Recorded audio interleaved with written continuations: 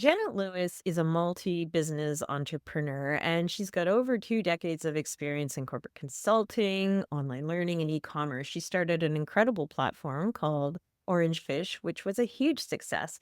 And just around COVID, she made a shift. And I'm not going to tell you what the shift is, but I wanted to say I asked her to join me to share her story because not only does she talk about, moving from one area of expertise into something different and completely different, but what it took for her to get there. And I feel that in midlife, we are afraid to take those risks. We're close to retirement. We don't want to risk our savings. And these are all completely understandable things. We're worried if it doesn't work out. How do we go back? How do we go back to a career when we're already up against ageism as it is? So leaving and going back doesn't seem like an option. Um, but I want to remind you that you have built up decades of experience and expertise and life skills that, create the perfect storm for you to find something you're passionate about. And look at all the skills that you have and the things that you've learned and what you bring to the table. And that isn't just about tactical skills. That is about insights into communities and into products and services. And one of the important things Janet and I talk about is the strength of a network, personal network and a business network. But there are pros and cons, and there are ways to respectfully build a network, and there are ways to destroy a network by not understanding how networks work and the power of them and how to grow that network to be a mutually beneficial relationship to help both of you grow your business.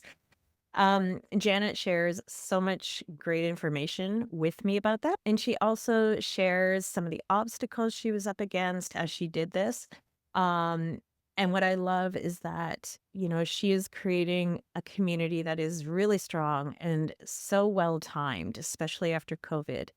I will share links to Janet's communities. You're probably going to be interested in looking into them, and her events and her takeaways from this are pretty impactful. I think you're really going to enjoy my conversation with Janet.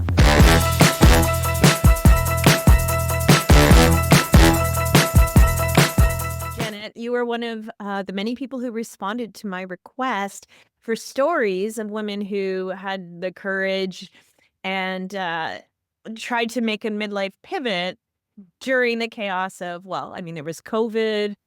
And then there is just the issue of midlife in general when we are dealing with like children or maybe not, or relationships and maybe aging parents and everything in between. And so you are an entrepreneur and you've made a huge pivot. And from what I can tell, it's very helpful to women and also based on all your experience. Can you tell me a little bit?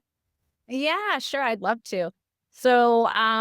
I've always been an entrepreneur. Well, I shouldn't say always because I did do a stint in corporate, but I left corporate and became an entrepreneur. In 2007, I built one of the first e-commerce platforms in Canada. And I'd always been in technology, but I realized the technology I was in was always connecting technology and people. And then COVID hit. And I was like, what am I doing? Is this really what I should be doing? How can I have a bigger impact? And it's kind of funny because I'd written a LinkedIn post and one of my university roommates was like, Janet, you've always been trying to change the world. Like, oh, I totally forgot about that. But with what I'm doing now, I just found after COVID, people were not socializing the same way that they used to. There weren't as many like business networking events. And prior to COVID, I was out and about all the time because I'm in Toronto. There's 1,000 networking events to go to all the time. But I also was lazy and did not want to drive downtown Toronto and get stuck in traffic for That's two not lazy. hours That's sanity. for like a 1 hour networking meeting. So I put an ask out on Facebook in the East End of Toronto to see if there are other female business owners that also wanted to connect. And from that initial ask, there were 55 women. And then I started to look for female businesses that would host us. So there was some great business owners that came out, and the benefit is these business owners are now getting women into their space that might not have otherwise gone there. Yeah. So since 2024 February to now, we have grown from 55 members to 245. Um, And what I love about it is these women are not only connecting, but they're collaborating. They're starting to use each other's services. And part of my message at the beginning was, why are we not spending money with our neighbors? mhm. So instead of looking for resources online that may be external to Canada or even external to where you live, why aren't we working with people in our neighborhood? And part of it is because we don't even know what the people in our neighborhood do. Yeah, And that's right. So when I launched this initiative, I naively thought it was going to be retail store owners. And I was pleasantly surprised because in this little neighborhood, we have, of course, retail store owners, people that own restaurants, people that own event spaces, people that are coaches, sleep coach, divorce coach, coach for anything. And we also have a ton of amazing photographers. yeah. So, it was so nice to see everyone kind of come together. And I would say the women that show up and attend the most get the most out of it. And even myself, I've worked with 2 or 3 people now from the group, on projects that I wouldn't have even known to work with them. Yeah. Yeah, so you're bringing awareness, and it's like you're promoting local business, which is amazing, promoting women in business, even more amazing. But you're right, like, we don't all know how to make those connections or what we're looking for until we actually stumble upon it. I find that's been a big experience for me. Um, and I think that you doing this is helping women to start to think outside of the box, like going to your event and connecting with someone helps them understand, oh yeah, so now next time I go through this or I need a resource, maybe I have to look elsewhere. I really like you're helping women think differently about how they're building their business. Yeah, and I also think, throughout this time period, there's been lots of comments to me from different women. I've learned so much through it. But one of the biggest things is the misconception of meeting someone one time and then we're going to do business together. And I don't know where this idea formed or how it formed, but people think I can show up, I can meet you, Jackie, I can talk to you for 10 minutes, and then you should hire me. Yes. And, especially with women, that is not how it works. Like, you have to build a relationship, you have to build trust. And I find women are even more careful about that piece, in particular with the trust building. So I've had people at the networking event when you come, uh, there's a welcome. The business owner gets to share what their business is about. And then you're put right into like a networking group. And during that time period, you'll be in 3 different networking groups. So you're meeting at least 6 other business owners in that 1 hour. But I had someone say to me, oh, Janet, I've come 3 times now, and I've always been in the same group as Jackie. And they were doing it like it was a negative. And I'm like, "No, no, no, no. That's great that you've been with Jackie 3 times because then you can actually really get to know her and she can get to know you." And, this individual then later said to me, "Yeah, I was thinking it was a bad thing, but you're right, it's not a bad thing." And so part of this experience is also just breaking down those stereotypes or myths that people have learned from Yeah. somewhere.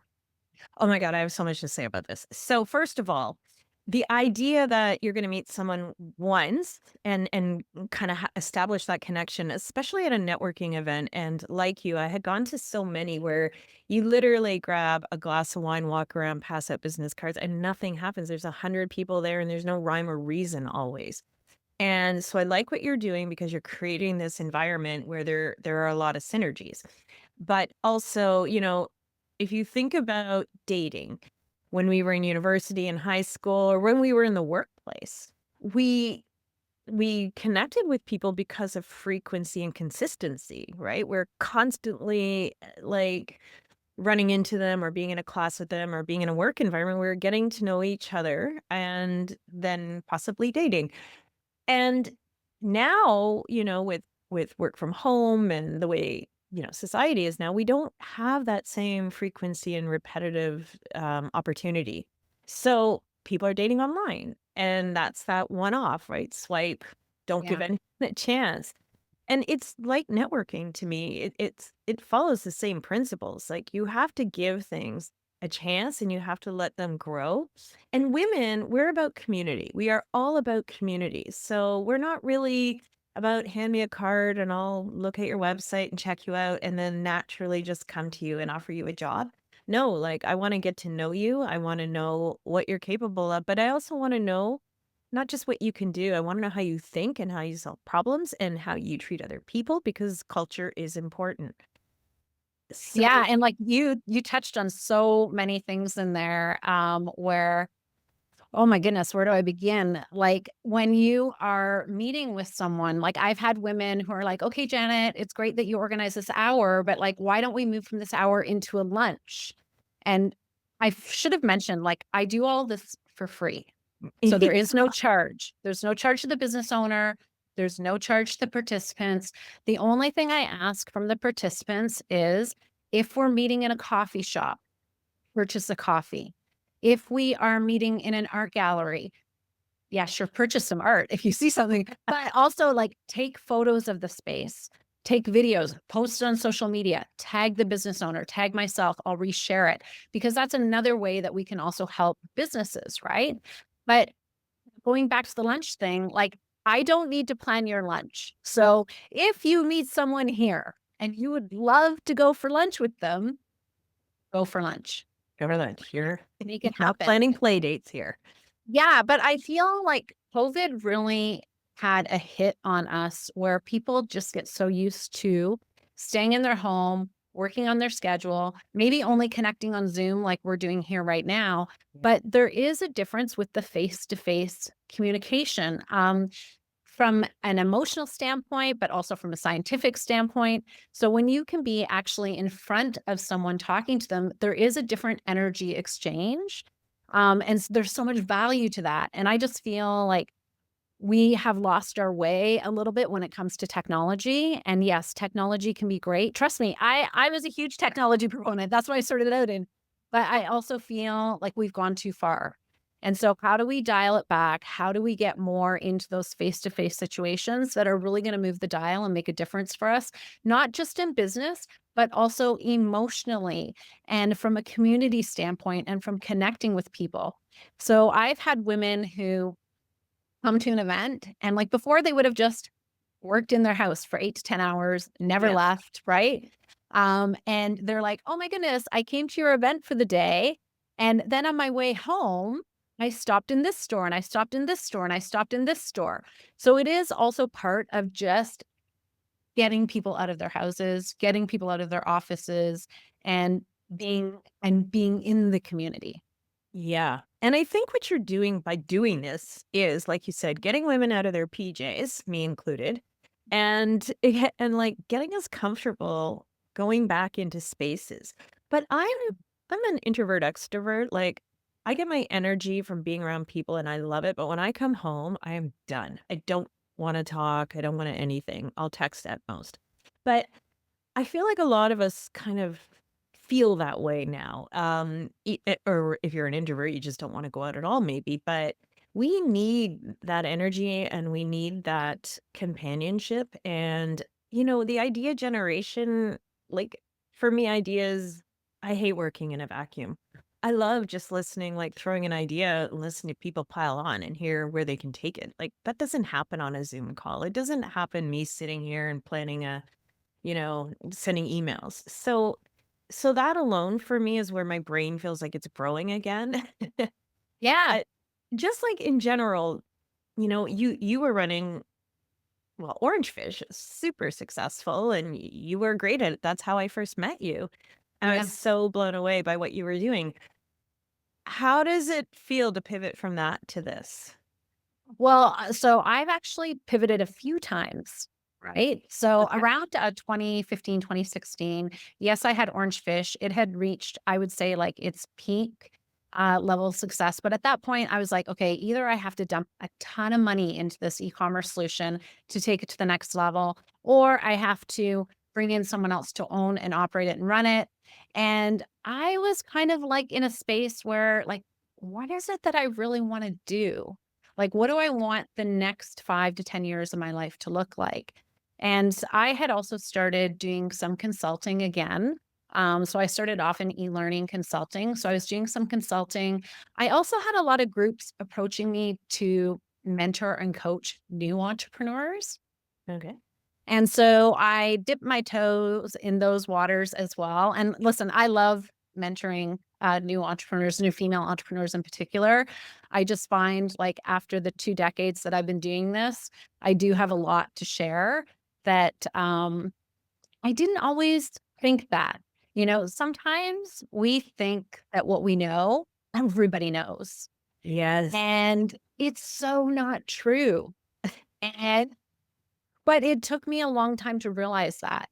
It took me a long time to realize like, "Oh, wait a second, like, they don't know this type of stuff. This is kind of how I can help." Yeah. And I think I've always been a little bit of a helper.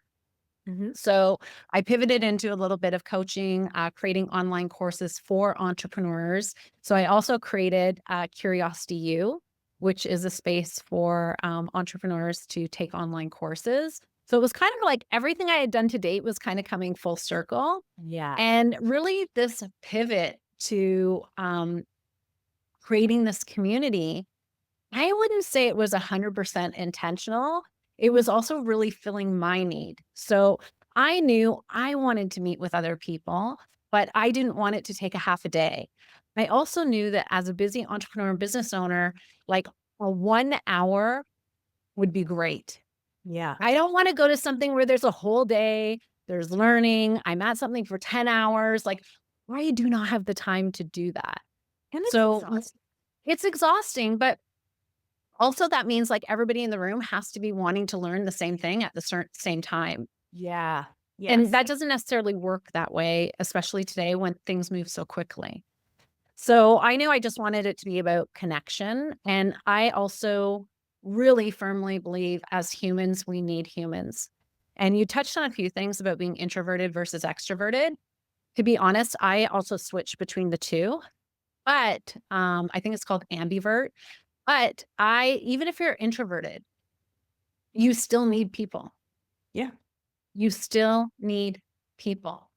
And even if you're thinking, because this also happens, I don't wanna do my hair. I don't know do my makeup. I don't think I dressed up. Yeah, I think I know this. I would say force yourself to go.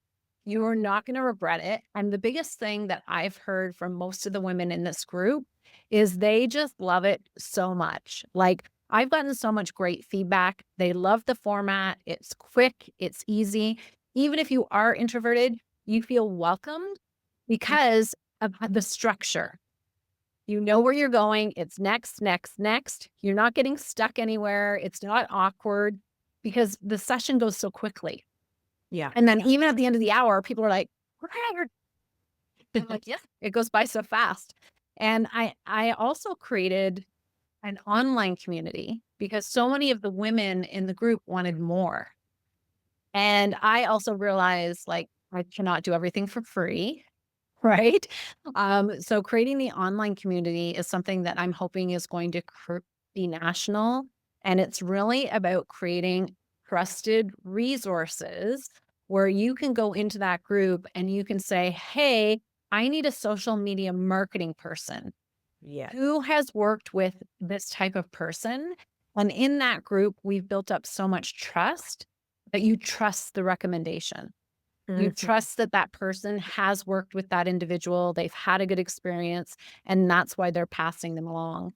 And that's kind of come as, like, something different down the line that wasn't, like, part of the initial intention, but, it is true in this day and age, and I even remember, like, when I was a younger entrepreneur, you get people in your DMs You get people on social media that are telling you, you can make $1 million overnight, or if you just do this one thing with social media, just pay me $1 million.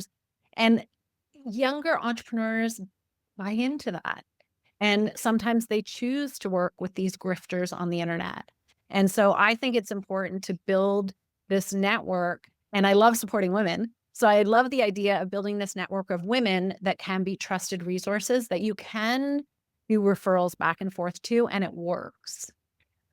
Okay, so what I love about this, like I love everything about it, but I think often when we think about pivoting, we think about we're leaving everything behind, right? We're gonna try something brand new, especially in midlife when you have so much skin in the game, but you also have so much on the line. And you may not have a partner to financially support you, like if things don't work. So there's a lot that we have to consider. It's not just about, hey, let's reinvent. I mean, Mhm. that's just a word. There's like all of the tactical stuff that goes with it. Um, and I think many of us fear in midlife making that pivot because we're also up against ageism. And so it can be really scary, and I think a lot of women maybe just, wish they could do it, but don't do it because they are afraid there won't be anywhere to land when they do make that leap. But you are proof that that's not true, and what I love about your pivot is it started with, something that was near and dear to you, and you had experience with knowing we need community, we need to know how to network and have those tools and build that foundation. And then it organically grew into something that Yes. you could make money on and survive on. So, I mean, like, let's face it, we need to make money. And women, we are the worst because we think, oh, no, no, it's okay. Yeah. I'll do that for free. And our time is not free. So I love that you did that. But the other thing I like about the community, and I know your community, your online community, is you know, women go there and I can go and say, I'm looking for a marketing strategist or this or UX designer. And it's very possible that who gets recommended to me is someone in midlife. Yeah. So we're not up against the ageism game in this community. So I feel like whether you meant it intentionally or not, you've created a more welcoming environment for women who, want to pivot, want to do something, but they need a network. They need a community to support them. They need advice and mentorship and they need to know that, their skills are relevant, if not now more than ever. Yeah, and, you touched on a couple of my favorite things. One, is, like, collaboration over competition. So, a lot of the times and I talk about this a lot of the times as women, if you and I are doing the exact same thing, our reaction would be, "I can't talk to Jackie, she's doing the same thing." But what I'm trying to instill with people is there is room for everyone. And not every client is a good fit for you. Not every client is a good fit for me. So Mhm. one client might gravitate more towards one of us versus the other based on how we do things, or based on our personality, or based on our level of trust. So as women, we need to kind of take that guard down a little bit where we are able to figure out how to collaborate with one another and refer work back and forth, Yeah. right? The other thing that you touched on is, oh, what was it? This what happens at this age. This is Is that you also want to have that trusted network. yeah. Like Yeah. it's crucial to have that trusted network. And I would say in the online community, it is more women that have great experience. And for whatever reason, they've become attracted to the community and they want to participate in it and they want to give back, but they also want to receive. And that's the other thing that we need to learn. Like I would say younger in my career, I was always giving, giving, giving. Mhm. And when it comes to money, a lot of women will give things away for free.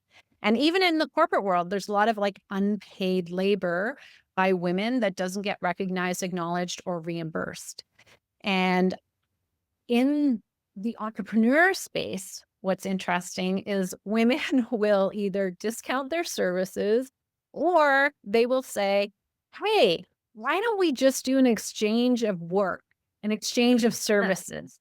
And I am 1000% against that. Like, I understand why women want to do it. because maybe they don't have the disposable income for whatever it is they want done. But I do think if it's something you want done, you're going to find the money to pay for it. Number one. Number two, when you work for free or an exchange of services, it's not the same. You're not going to have the same output. You're not going to put the same energy in. And if I am doing something for free for you, Jackie, and I have Melissa who comes and pays me for something, what's going to happen? I'm gonna guess Melissa takes priority. And then what does that do to your experience? Yeah. And what does that do to the perception of the quality of your work? Exactly. Yeah, that's a Exactly. really good point because I was a big fan of bartering services, but you're absolutely right. I never looked at it that way.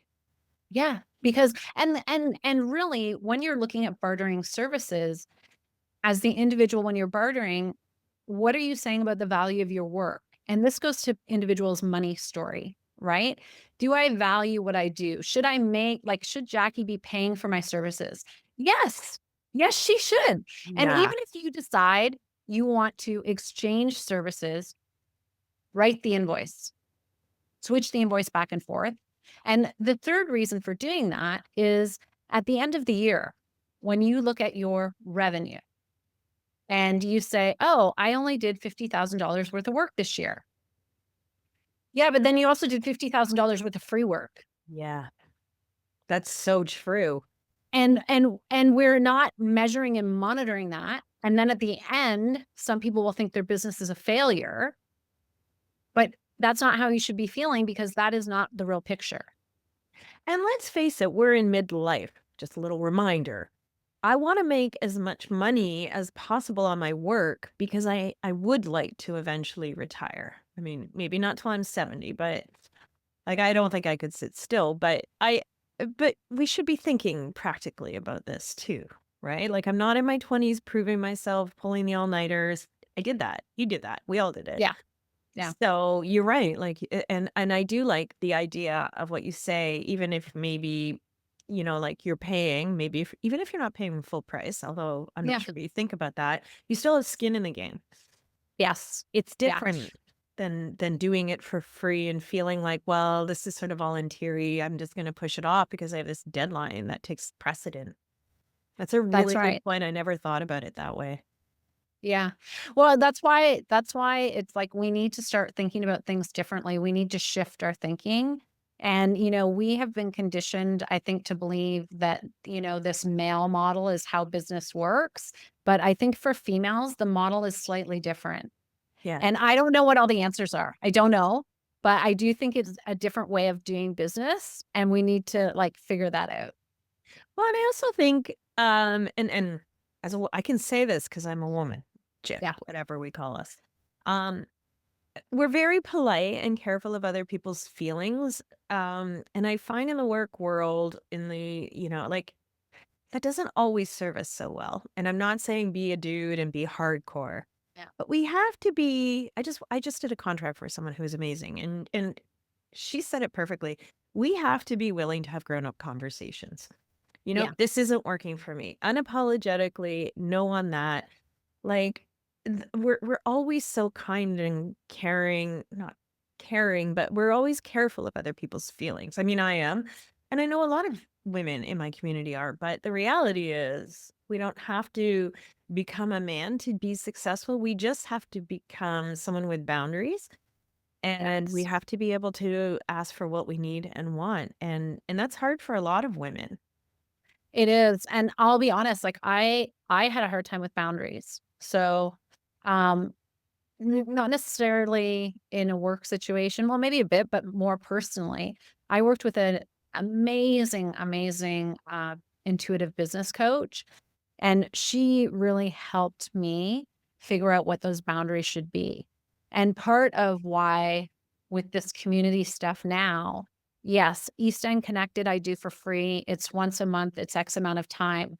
But that online community, it has to be paid Yeah. because I'm not willing to put X amount of time into something additional where people may or may not show up. Yeah. Right? Whereas if people have skin in the game, they're gonna show up, and it Yeah. creates a complete different level of commitment. Well, I used to run events in the East End, at Barciccio, which is gone now. It was my favorite place. Anyway, and it was a great little coffee area with couches, and I would do like basically a live podcast. I bring in experts, talk about different things around menopause and perimenopause. And, I would say to people, like at first, I would just put it out for free on Eventbrite. And like the capacity of the room was 30 people. I would get 40 and I'd be like, oh no, I can't like have all these Yeah. people. And then like 15 people would show up. And I'm like I needed to, my exchange with the restaurant was that I will make sure, you get so much in sales if you give me the space and I'm promoting your venue. But when you only have 15 people show up, that doesn't happen, and I'm out of pocket. So someone had said to me, "Charge $5." Like, Yeah. even $5, people have skin in the game. They're like, "I paid, I'm going," or I'm more inclined to go than if it was free and it's a rainy night, and I'm like, "Ugh." It's just a Yeah, mental well, this is the mindset. thing. The weather definitely affects whether people show up or not. I call it snow flu. Winter, I'm like, "Oh, so many people have the snow flu." But I think, when it comes to people showing up, one of the things that I do in the community is I really emphasize, like, every meeting, there's only spots for 25 people. Yeah. There's 245 women on the list. So because the minute I send out the email, within a day or 2, all the tickets are gone, all of them. And so I will still send follow-up emails to remind people, like, if you are not going to attend, release the ticket. Like, don't Yes. email me, go into Eventbrite, release the ticket, people on the wait list get it, and then they can sign up right away. And I'm really trying to foster the idea of, like, this is a community. Care about other people in your community. Yes. And I think that brings up the piece of, like, during COVID when you're in your home and you can do whatever you want 24/7, in so many places and spaces, we've lost a sense of community. We've lost a sense of, like, things being great for other people. I'm a massive beach volleyball player. I'm at the beach all the time. The number of people now that leave their garbage at the beach, it drives me nuts. What has happened to us believing, like, leave it better than you found it? Yes. And Yes. that's about community. That's about Yes. leaving a space better than you found it so that the next person comes, they're having a great experience too. Yeah, exactly. I love that. I just want to go back a little bit and ask you something. Do you think that making this pivot, this change, um, was easier because of the experiences you've had up until now? So you've built some confidence and trust in yourself that you could do it? Or are you the kind of person you think that would have done it, a big pivot like this earlier in your 20s, say? Well, when I was younger, I did run masterminds as well, like for female entrepreneurs. I just think at that point, it wasn't a massive, to be fair, it was not a big risk for me. Right. I was not putting any money in it. I wasn't investing money in it. I was investing some of my time, but it was something also that I really wanted. And so it was a great to be able to test to see if that's what other people wanted too. Yeah. And, a big part of like being successful in business, and one of the things that I learned, especially through my e-learning consulting and Orange Fish, is when I had like growth in my business, it was because of the other people I had met on my journey. Mm, So, for example, with my e-learning consulting business, I started that in 2004. I didn't have a website. I didn't have a business card. All I had was how good it was what I was doing, and everyone was referring work to me. And I grew that to over 6 figures in under a year. The yeah. other example is with Orange Fish, an e-commerce business. I would do trade shows. At one trade show, I met this amazing woman. I won't mention her name here, but she worked for the city of Toronto and Tourism Toronto, and she loved what I was doing because it was all made in Canada product. Yeah. And so they started becoming one of our biggest gift givers. And I went on events with them to the US to promote the city of Toronto to get business here. And so that relationship worked for both of us, right? I was helping her, she was helping me. Another woman that I met used to write for the LCBO Food and Drink magazine, which, if you have a product that's made and sold in Toronto, that is one magazine where people take action and then purchase. So if you get your product in there and it makes sense, do it. But with her, she approached me because she wanted a product in the magazine, but it wasn't sold anywhere in Ontario. So she said, would you carry this product? And I was like, yeah, okay, sure. And then that created like a 2, 3, 4 year relationship where my business is then getting featured in LCBO Food and Drink magazine. I'm not paying anything, but I'm also picking up products that she wants to feature so that they can also be featured in the magazine. And Right. so that again is a great example of a reciprocal relationship. Mhm. But those people really helped my business grow. Exactly. I mean, we can't do this alone, even though I think most of the time I am doing this alone, but we can't do it alone. Yeah. Um, and I like so what I love is that you teach women these things at your events. Like these are like just going back to the bartering of service. Yeah. I bet you there's a lot of women like me who didn't really think about it from that perspective. We were just like, hey, that's a great idea. You do this and I do this and we need each other. But we don't become priorities and then we don't produce our best work. And then the perception of my work is less than what my work is worth, and et cetera. So and just the tips around networking, like you don't just hand over a card and expect something. It's a give and take. It's not a take and it's not all give. And that's another area that we need to understand to have a stronger connection and a stronger network, a trustworthy network. I have definitely had situations where I've met people and I feel like all I do is respond, respond, respond, and resources, and here you go. And then crickets. Like never hear from them when I share a post or something. So anyway, it can work that way. So I love that you are doing this. One thing I will say about like switching it up in midlife, um, I know a lot of women, it's kind of like a double-edged sword. We're getting up to the age where we're like, hey, we really want to have that nest egg. We really need to think about the future. But we're also at that age where our hormones and everything are Yeah. bye-bye. And so we actually start to become a little less concerned about everybody else. And we do start to put ourselves back on the to-do list. And we do start to think about what are we passionate about and what do we really want to do, whether we can achieve it or not, whether we have the privilege of making a pivot.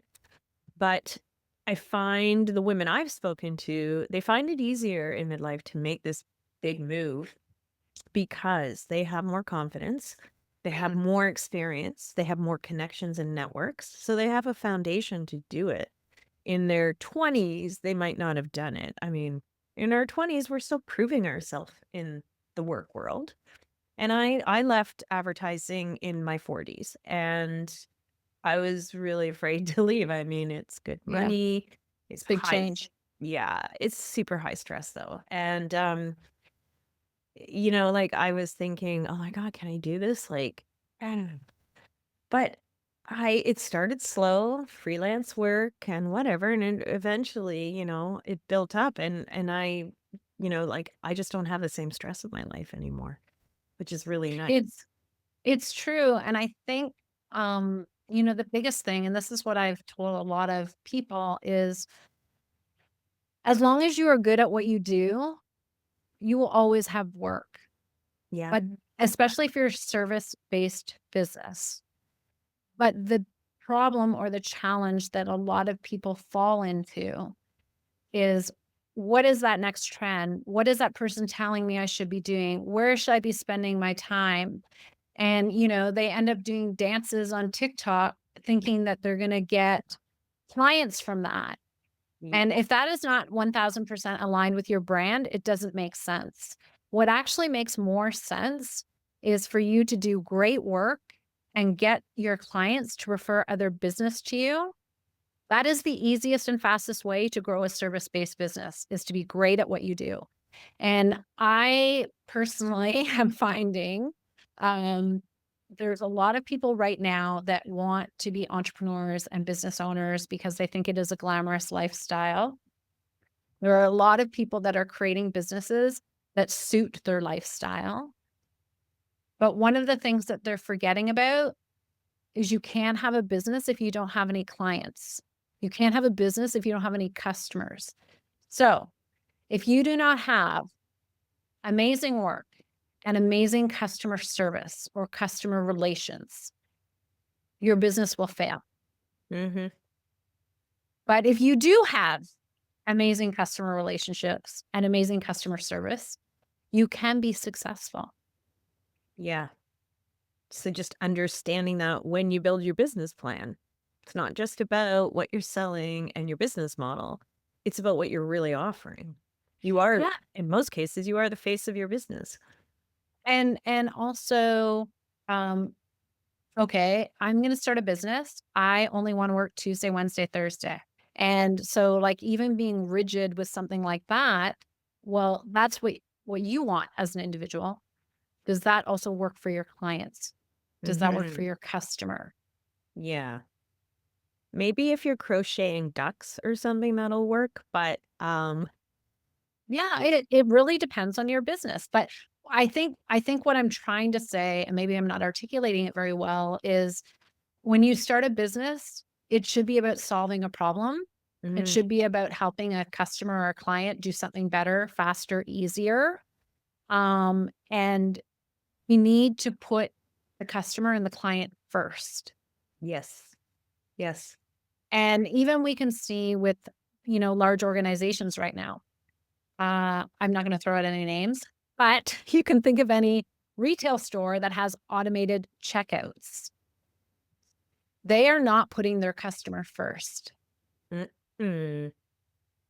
They're putting money first, or that's what they'll tell you. Yeah. But really, when you think about that experience, when you go into a store and you talk to a teller or a cashier, that's an experience. Yeah.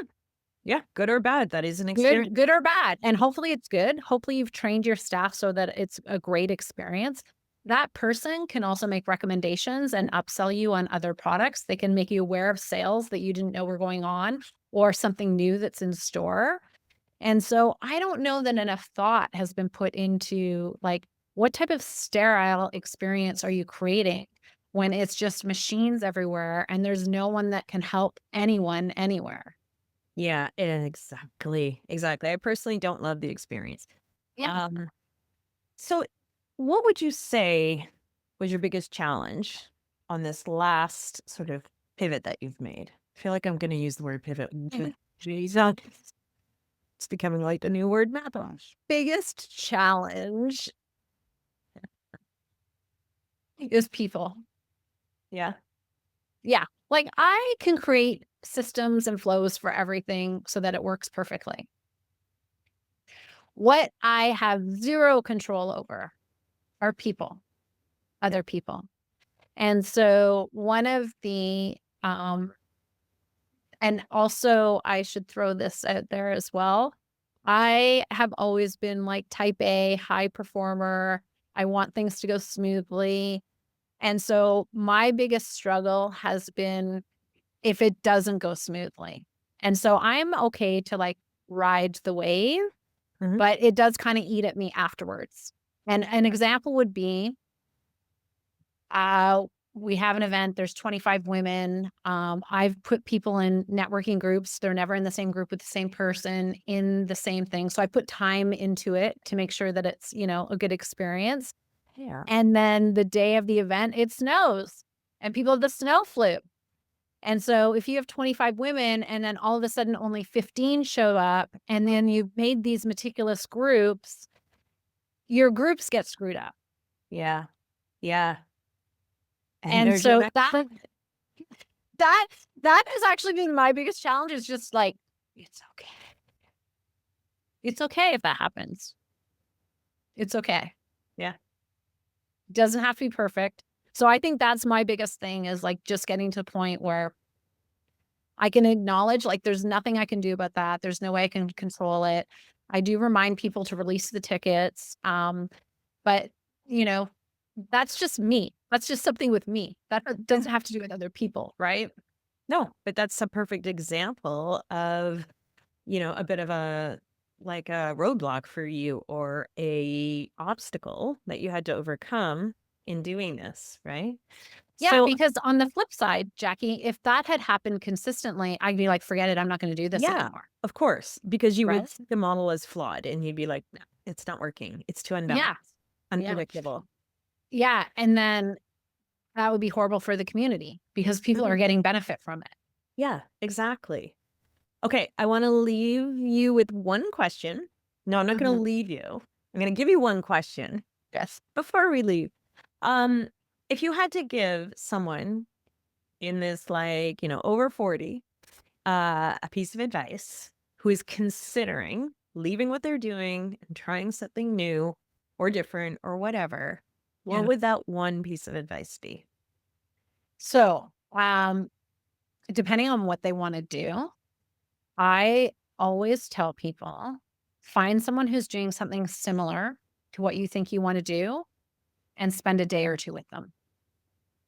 Because you never really know what that day is gonna look like until you experience it.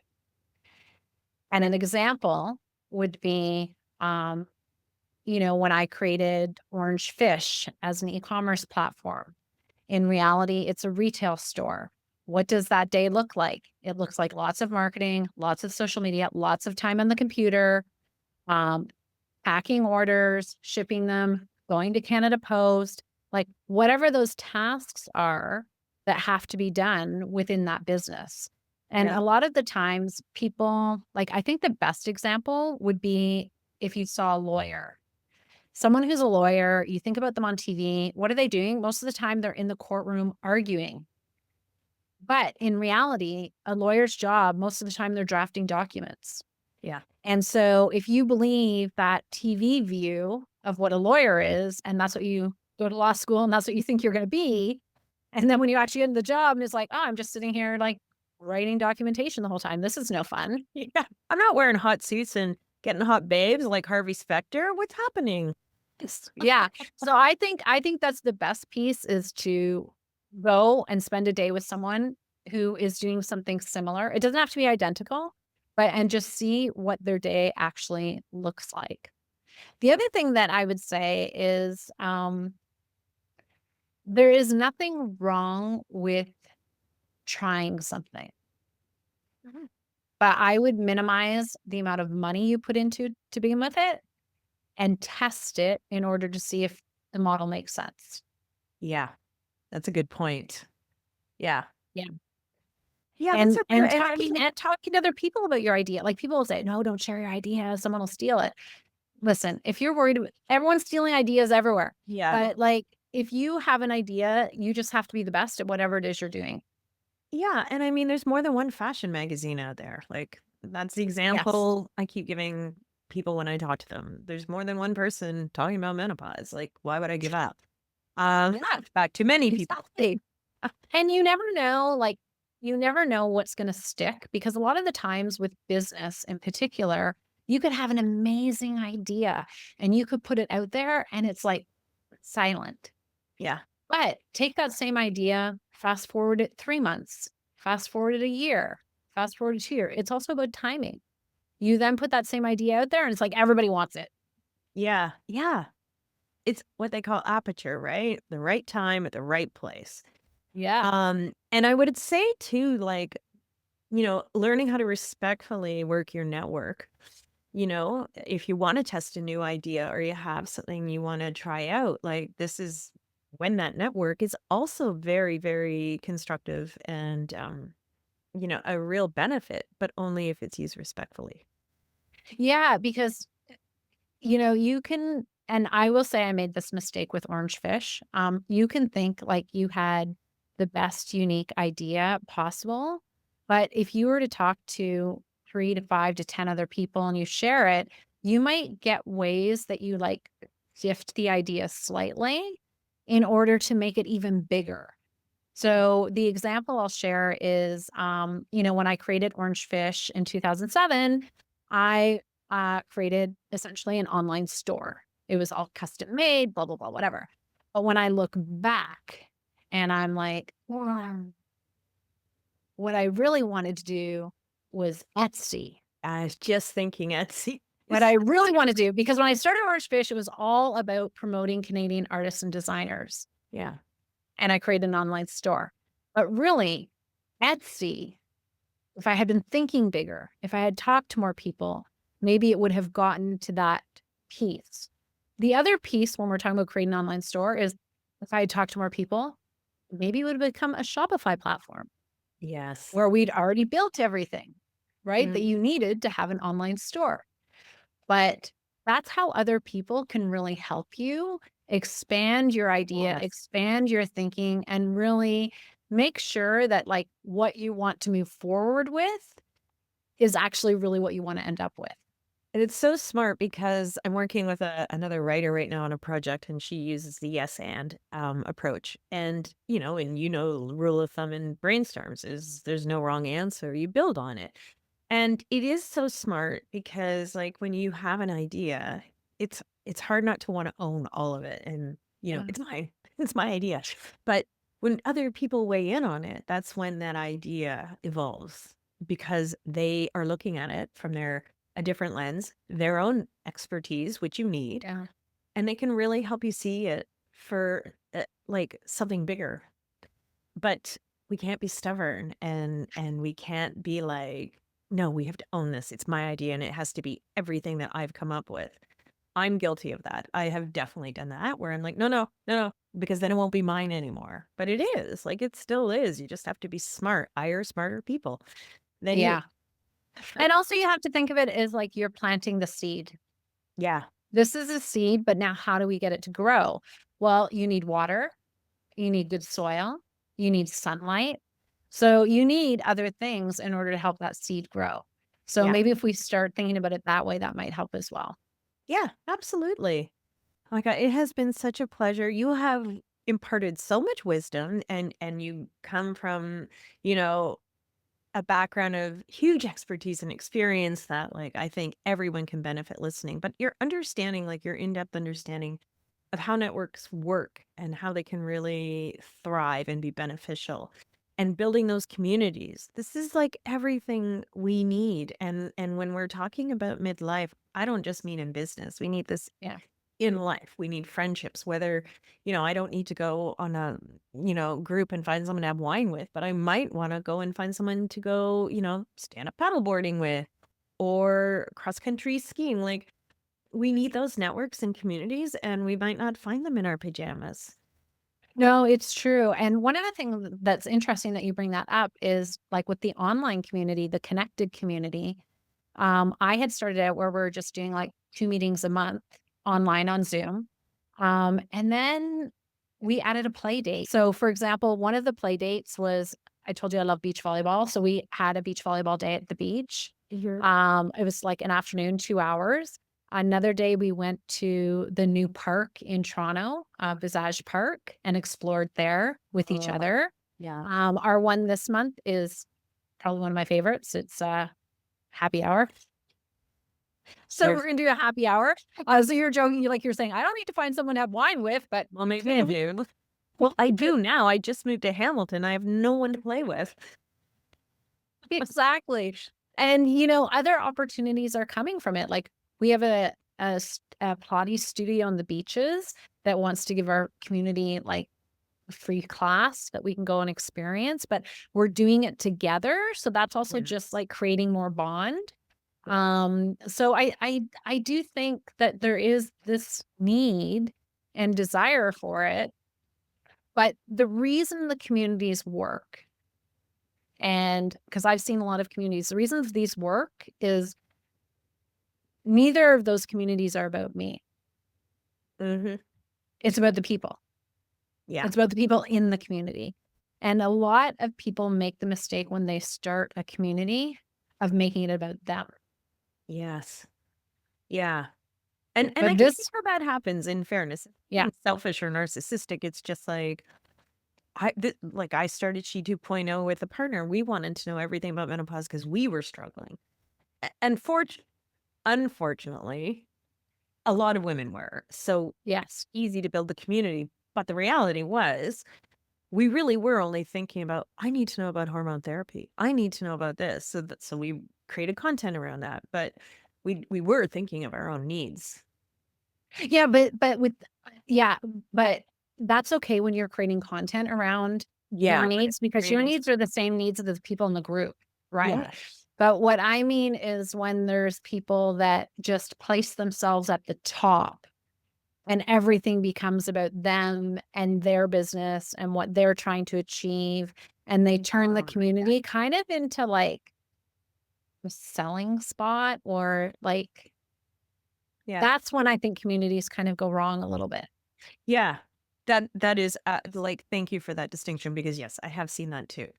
Mhm, and left the community because I was like, "Feel like I'm being sold to here."